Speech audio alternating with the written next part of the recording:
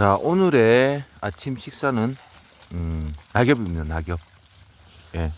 저는 하루에 조사료를 근초만 주는 게 아니라 염소들의 건강을 위해서 무조건 하루에 3가지 이상 조사료를 먹입니다. 예. 우리가 이제 조사료란 것은 풀을 얘기하는 거예요. 풀. 건초라든지 뭐 기타 어떤 부산물을 우리가 조사료라고 하는데, 이 염소는 반추위 동물이기 때문에 대세김질을 하기 위한 최소한의 섬유질이 필요합니다. 그래서 저는 이제 염소들의 건강을 위해서 하루에 3가지 이상의 조사료를 먹입니다. 어떤 날은 건초, 생강잎, 고구마 줄기, 땅콩잎, 그리고 콩깍지, 낙엽, 또 기타 등등의 풀, 그리고 저는 건초도 3가지를 섞어서 돌아가면서 먹입니다. 그러니까 확실히 염소들이 건강합니다. 건강해. 뭐 예를 들어 곱창증이 이제 배에 가스 찬다든가 그런 걸 한 번도 겪어보지는 못했어요. 그리고 뭐 애들이 다른 농가에서는 모르겠습니다. 뭐 임신 중독 뭐 이런 얘기를 하시는데, 저는 아직까지 저희 염소는 임신 중독이라는 자체를 한 번도 경험을 못 해봤습니다. 그리고 이렇게 새끼들도 보면은 막 뛰어놀죠.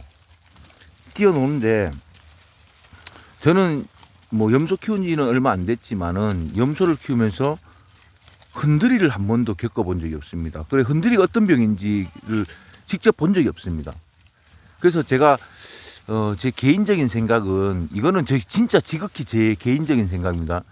흔들이 예방은 딱 한 가지입니다. 제 기준에 딱 한 가지로 생각하거든요. 뭐냐면은 그날 먹은 어미젖을 그날 다 소화를 시켜야 된다는 겁니다. 쉽게 얘기하면은 새끼가 그날 만약에 어미젖을 먹었는데 계속 잠을 잔다거나 운동을 하지 않았고 그날 먹은 어미젖을 소화를 못 시켜버리면은 그게 배 안에서 부패가 될 수가 있다는 제 개인적인 생각이에요. 그래서 흔들이가 올 수 있다. 그리고 또 뭐냐면은 새끼들이 활동량이 적으면은 어미젖을 빠는 양이 적겠죠. 배가 덜 고프니까. 그러면은 출산 초기에 어미들이 젖이 되게 많이 불어 있는데 새끼들이 젖을 안 먹어주면은 그 어미젖이 몸 안에서 부패가 되지 않나? 그래서 유방염이라든지 애기들이 흔들이가 오지 않나? 라는 그런 제 개인적인 생각으로서 저는 항상 이렇게 운동을 시킵니다. 어미들도 운동을 시키지만 특히 새끼들이 태어나면은 저는 한 5일만 딱 분만실에서 애미하고 새끼만 딱 가다 놓고 케어를 하고 5일 뒤에는 이렇게 풀어놓습니다. 온 축사를 뛰어다니게.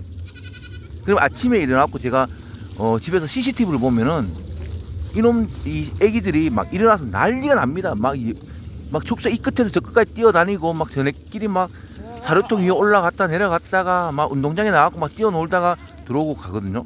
그리고 또 한숨 자고 또 일어나면은 또 뛰어다니고. 그래서 저는 아직까지 흔들이는 한 번도 경험을 하지 못했어요. 모르겠어요. 아직까지는. 그런데 앞으로는 또 어떻게 될지 모르겠죠. 예? 이거 애기가 젖을 먹고 있네요. 그게 제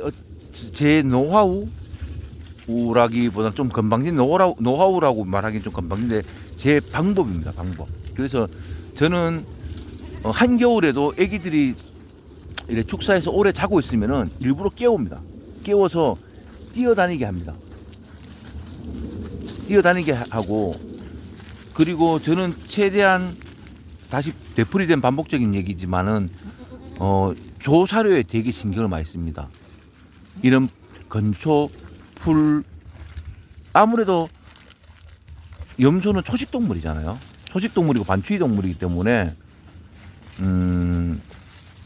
저는 이런 뭐 건초도 3가지를 돌아가면서 먹이고, 그리고 이런 낙엽, 뭐 고구마 줄기 같은 거도 가을에 다 모아놨다가 말려서 이렇게 겨울철에 주고, 왜냐하면 고구마 줄기 같은 거는 비타민이 많이 포함되어 있기 때문에 호흡기에 되게 좋더라고요. 그리고 생강잎을 먹이고부터 이렇게 염소들이 보면 이때 겨울철 한참 이때 보면은 막 염소들이 코를 막 흘리거든요. 근데 저희 염소들이 생강잎을 먹어서 그런지 코 흘리는 놈들이 없습니다. 그리고 이렇게 기침하는 놈들이 없습니다. 콜록콜록 된 놈들이 한 마리도 없어요. 그래서 또 제가 이 염소를 키우는 이 지역이 생강을 되게 많이 합니다. 가을만 되면은 생강잎이 되게 막 널려 있어요. 온 천지에. 그래서 그걸 우리가 수거를 해갖고 오면은 농가에서 엄청 좋아합니다. 왜냐하면은 부산물 어떤 쓰레기라고 좀 표현하기 그런데 밭을 우리 시골 말로 설거지를 다 해주니까. 그러면 우리는 염소를 먹여서 좋고 농가에서는 밭 설거지가 돼서 되게 좋고. 아무튼 그래서 원래 내가 생강잎을 처음 먹여왔는데, 하긴 뭐 제가 뭐 염소를 키운 지도 1년밖에 안 됐으니까 처음 생강잎을 먹여왔는데 되게 좋습니다. 그리고 콩깍지 같은 경우에는 제가 그렇게 많은 양은 안 줍니다. 간식 대용으로 주거든요. 왜냐면은 곱창증에 대한 우려가 있기 때문에 많이 먹으면은. 근데 뭐 혹자 드는 사람들은 뭐 이렇게 운동장이 있고 뛰어놀면은 뭐 콩깍지를 줘도 곱창증이 안 온다라고 하는데, 뭐 그래도 일단은 최소한 안전한 게 좋으니까요. 이게 제가 이제 저희들이 염소를 먹이는 방식입니다. 뭐 특별한 노하우는 없습니다. 그냥 저는 뛰어놀게 하자, 그리고 밀식 사육을 하지 말자. 그리고 이렇게 애기들도, 우리도 사람들도 그렇잖아요. 어릴 때 신나게 뛰어놀고 하는 애들이 나중에 크면 건강하듯이 얘네들도 그런 것 같아요. 이렇게 어릴 때부터 뛰어놀고 이렇게 어미들이 이렇게 낙엽을 같은 걸 먹으면 먹을지 안 먹을지 모르겠지만 저렇게 입을 대보고 하다 보면은 얘네들이 커서도 이런 조사료에 대한 낙엽이라든지 어떤 생강잎에 대한 거부감 없이 잘 먹습니다. 잘 먹어요. 그렇죠. 아무튼 저는 이렇게 먹인다는 점, 그리고 뭐 다른 건 없습니다. 뭐 제가 뭐 염소를 몇십 년을 먹여서 뭐 되게 뭐 염소를 잘 키운다, 노하우가 있다, 뭐 나만의 특화된 방법이 있다, 이런 건 없습니다. 저는 솔직히 그냥 저는 다시 뭐 얘기하지만은 그냥 자유롭게 키웁니다. 자유롭게. 그 대신 개체 분리는 정확하게 해줍니다. 개체 분리는 정확하게 해주고, 얘네 염소들이 먹이를 먹을 때 골고루 먹을 수 있게, 처진 놈들이 없게, 그게 서열 다툼에서 밀려나왔고 얘네들이 소에 대해서 못 먹는 놈들이 없게 이렇게 개체 관리를 개체의 무리별로 이렇게 모아둡니다. 그러면은 뭐 이렇게 뭐 밥을 못 먹고 뒤처지거나 성장 속도가 떨어지거나 그런 애들은 특별히 없는 것 같아요. 그리고 또 한 가지, 저는 이런 건 있습니다. 이래 새끼들이 이렇게 노는데 저는 매일 아침에 새끼들을 체크를 합니다. 근데 조금 약하고 좀 약간 뭐가 약간 이상하다 싶으면 저는 일단 무조건 영양제를 줍니다. 영양제를 주사합니다. 주사를 하고 그리고 그래, 영양제를 주면은 거의 뭐 아픈 놈들이 없는 것 같아요. 예. 그 외에는 저는 뭐 한 번도 뭐 새끼가 폐살나거나 이런 것들을 경험해 보지는 못했어요. 원래도 제가 겨울 출산하면서 태어날 때 어미가 3마리를 놓으면서 한 마리가 죽어서 나오고, 그 배 안에서 저네끼리 서열 다툼에서 밀려서 죽었겠죠. 그래서 3마리가 태어났는데 한 마리가 뱃속에서 죽어서 나왔더라고요. 그리고 한 마리는 가장 추울 때 새벽에 나와서 제가 미처 발견을 못했어요. 그래서 2마리 중에 한 마리는 제가 살렸는데 한 마리는 결국 폐사를 했습니다. 그 외에는 아직까지 저희들은 폐사를 한 염소는 없습니다. 새끼들이.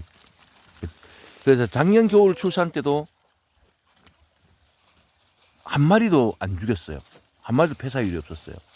그래서 거기에 대해서 내가 곰곰이 한번 해보니까 내가 뭐 아주 뭐 염소를 키우는 기술이 있거나 염소를 키우는 특별한 노하우가 있어서가 아니고, 아까도 얘기했듯이 그냥 애기들이 태어나면은 그냥 자유롭게 뛰어놀게 하자. 그래야 튼튼하고 건강하게 자란다. 뭐 이런 겁니다.